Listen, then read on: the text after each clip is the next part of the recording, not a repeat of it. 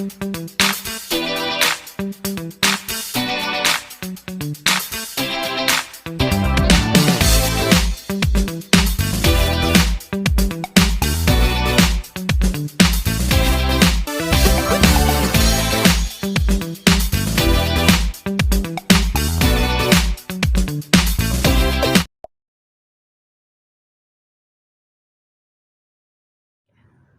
teman-teman, balik lagi sama aku di channel Triana Ruswitasari. Di sini sesuai thumbnail, aku akan bahas tentang pengalaman aku tentang keguguran karena black heat ovum. Tapi sebelumnya jangan lupa like, subscribe, dan komen serta share video ini ke teman-teman kalian agar menjadi video bermanfaat untuk banyak orang. Terima kasih.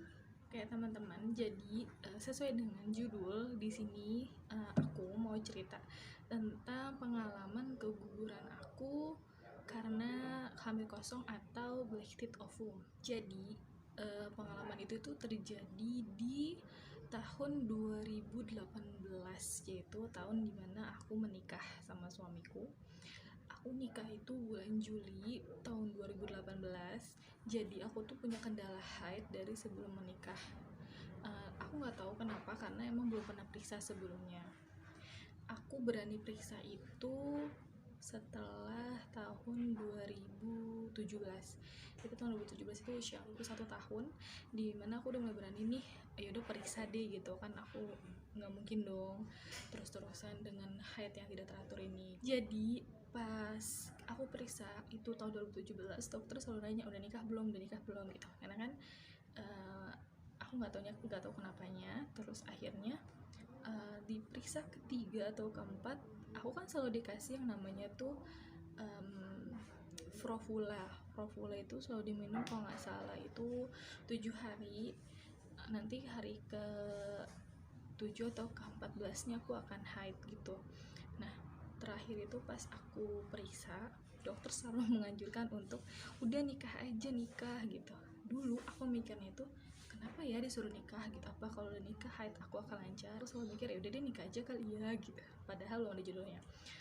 Qadarullah tahun 2018 nya aku menikah di bulan Juli.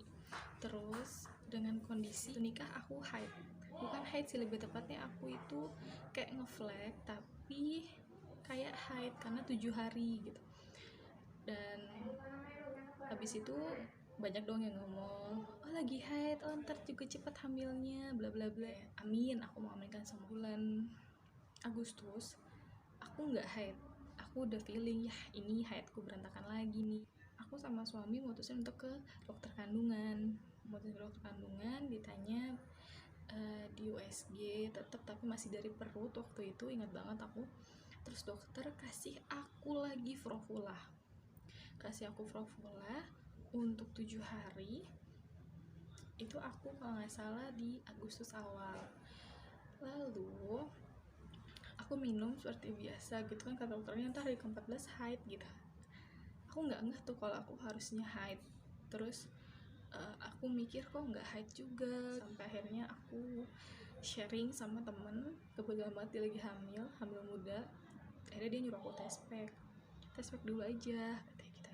Terus aku udah kayak hopeless, ya nggak mungkin lah, orang aku aja nggak haid masa bisa hamil gitu. Akhirnya aku mutusin untuk tes pack karena waktu itu suamiku bilang kita coba tradisional aja ya obatnya gitu, jangan minum obat terus. Yaudah akhirnya aku tes pack jam pagi kalau nggak salah, abis sholat tahajud aku tes pack. Terus ternyata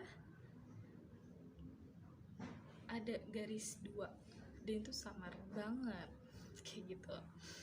Panik dong, nggak panik gimana sih, kaget, panik, seneng gitu, semuanya campur aduk rasanya. Sampai akhirnya kita mutusin buat ke dokter yang awalnya ngasih kita Frovula, itu dokter aku dari aku masih belum menikah. Tapi pas kita nyampe sana, dokter nyuruh aku untuk minum Primulut kalau nggak salah ya, Primulut. Iya aku ingat banget Primulut. Aku tebus ke apotik, tapi aku baca lagi, kataku kok ini fungsinya untuk haid ya gitu, untuk mencegah kehamilan ya. Tapi aku yakin nih aku hamil, soalnya aku merasakan yang tidak pernah aku rasakan, kayak payudaraku sakit, terus kencang. Aku belum mual sih, cuman kayak cepet capek kayak gitu, terus moody. Akhirnya kita tetap tebus obat itu, terus tapi aku memutuskan untuk tidak minum karena suamiku bilang kalau kamu yakin kamu hamil ya nggak usah minum, kamu yakin ya minum saja gitu. Akhirnya aku memutuskan untuk nggak minum si obat itu sampai akhirnya coba hari ke berapa ya, hari ketiga setelah tes pack aku coba lagi ke bidan. Aku ngasih tes packnya doang ke bidan karena bidan kan emang gak bisa USG kan gitu, kayak butuh sharing aja sebenarnya gitu, butuh kayak penguatan, butuh kayak masukan, atau sebenarnya kayak butuh pembenaran sih, kayak ngebenerin apa yang aku mau gitu. Tapi kayaknya salah deh kalau kayak gitu. Sampai akhirnya bidan tuh nyuruh aku untuk tahan ya seminggu lagi terus tes pack. Oh ya udah deh, nggak apa-apa, karena kan aku juga nggak tahu HPHT ku kapan gitu. HPHT ku itu berarti kan Juli tanggal 7, cuman itu aku tes pack itu udah di bulan September kalau nggak salah. Akhirnya seminggu kemudian aku tes pack dan ternyata 2 garis merah jelas banget.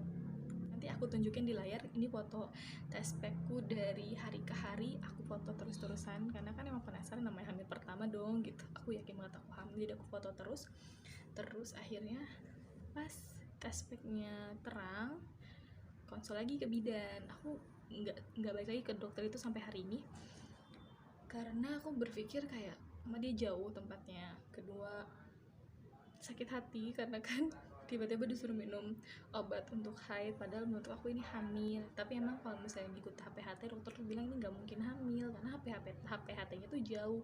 Pun kalau misalnya udah hamil pun usianya udah sekitar 8 minggu gitu. Ini kan belum, sedangkan di USG aja masih penebalan dinding rahim kayak gitu sih. Emang menurut ilmu kedokteran kayak gitu, tapi menurut aku yang merasakan itu beda banget. Jadi aku berpikir aku hamil. Udah gitu, akhirnya aku balik ke bidan aku sama suamiku. Cuman kalau di bidan itu kan USG-nya hanya seminggu sekali, jadi pas banget kita harus nunggu lagi 3 atau 4 hari untuk USG. Di USG alhamdulillahnya udah ada kantungnya itu berapa ya, 6,8 gitu kalau nggak salah, 6,8 lah GS-nya. Cuman ukuran 6 minggu tapi belum ada janinnya kata dokter. Biasanya di usia 8 minggu baru kelihatan janinnya di bu, kata dia. Aku berdoa dong semoga semuanya lancar-lancar aja ya. Dikasih vitamin, dikasih banyak obat banget. Pas di minggu ke-8 harus balik, dokternya itu gak bisa datang, jadi diundur lagi minggu kemudian. Akhirnya aku datang di usia yang seharusnya itu 10 minggu kalau nggak salah. Aku mual, aku merasakan kayak orang hamil biasanya, mual, muntah malah, terus nggak mood makan, banyak deh yang dirasain gitu. Aneh aja, sampai nanya sama orang tua aku gini, ini tuh masuk angin apa beneran hamil? Karena emang rasanya tuh kayak orang masuk angin menurut aku ya gitu. Cuman selama 4 minggu menunggu, perut bawahku itu selalu sakit dan kencang. Padahal menurut info yang aku baca, sharing sama temen yang bidan dan dokter, perut kencang itu bukan di usia trimester awal, tapi di trimester akhir atau tengah. Cuman aku bilang, aku sakit banget. Terus kalau misalnya tiba-tiba tuh kencang dan ukuran perut tuh kayak usia 4 bulan kayak gitu. Padahal kan baru 10 minggu dan itu terjadi sering sekali gitu. Cuman aku nggak gubris itu, kalau misalnya lagi kram ya udah aku istirahat kayak gitu kan. Akhirnya saat waktunya USG minggu ke-10 itu aku mendapatkan berita yang tidak baik. Ternyata GS ku hanya bertambah 1 senti, jadi 8 sekian, aku lupa gitu ya. Terus dan tidak ada janin di dalamnya. Shock, kaget banget. Gimana sih rasanya, aku tuh mual, aku tuh muntah, terus tiba-tiba aku dapat kabar dia nggak ada loh di rahim kamu gitu, cuman kantungnya aja gitu. Itu sedih banget sih, maksudnya kok gini. Dokter bilang itu oke, nggak apa-apa, kamu banyak makan, kamu coba minum minuman dingin atau kayak es krim. Tapi jujur dari hati yang paling dalam aku kayak sudah merasa hopeless gitu, kayak aku nggak yakin nih gitu, karena memang di dalam waktu kurang 4 minggu itu benar-benar tidak ada perubahan, hanya sedikit sekali perubahannya. Sampai akhirnya kita mutusin untuk ke dokter di rumah sakit lain. Aku coba di dokter di Hermina Galaxy waktu itu. Aku coba ke 2 dokter. Yang pertama itu dokter cowok, aku lupa namanya, cuman aku nggak begitu serak sama beliau. Tapi pas kita USG memang beliau menyatakan oh ya ini harusnya kan udah mau 12 minggu ya gitu, tapi ini bentuknya masih di usia 8 minggu aja. Itu hanya usia kantung ya, belum ada janin juga ya. Oke, aku pasrah. Terus dokter ngomong gini, biasanya kalau black state ovum sebelum 12 minggu itu dia akan luruh. Berarti aku punya waktu 1 minggu untuk menyatakan ini baikku sehat atau tidak, atau aku benar black state ovum atau tidak gitu. Karena namanya manusia masih berharap gitu. Ada keajaiban dari Allah. Akhirnya kita tunggu sampai seminggu kemudian gitu kan maksudnya. Terus tapi di seminggu belum itu aku ganti dokter dulu nih, ke dokter perempuan namanya dokter Marliana Ritung SPOG. Dia dokternya asik, seru, terus jelas, maksudnya ngejelasinnya tuh jelas gitu, sama enak diajak ngobrol. Nah aku ke dokter Marliana Ritung itu di 2 hari setelah dari dokter yang cowoknya itu ya, aku lupa nama dokternya. Terus ya udah, ternyata pas ke dokter, sebelum ke dokter Marliana itu ternyata aku ngeflag coklat sedikit sekali. Kaget, langsung bilang innalillahi wa inna ilaihi rajiun. Ternyata memang dia harus luruh gitu, dia harus pergi gitu. Terus akhirnya aku memutuskan untuk ke dokter sama suami aku.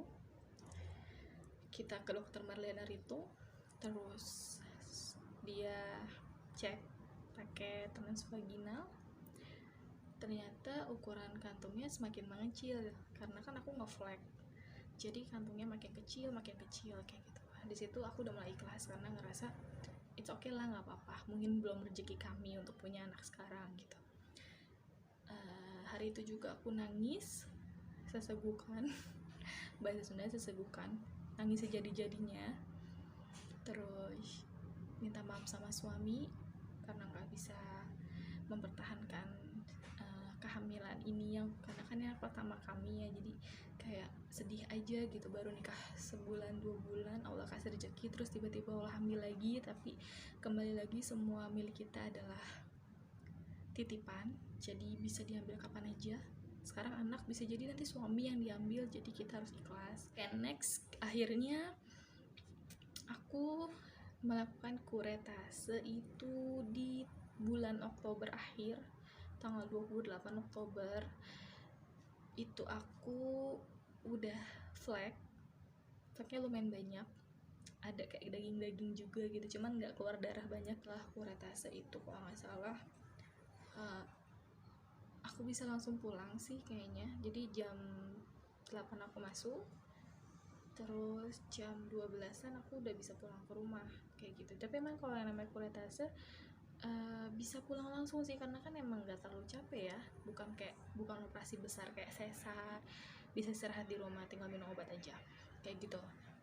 Nah setelah itu akhirnya dikasih obat lumayan banyak, obat untuk ngebersihin, obat untuk antibiotik, sama aku lupa sama obat apa lagi yang Inggris, kayak obat buat haid ya.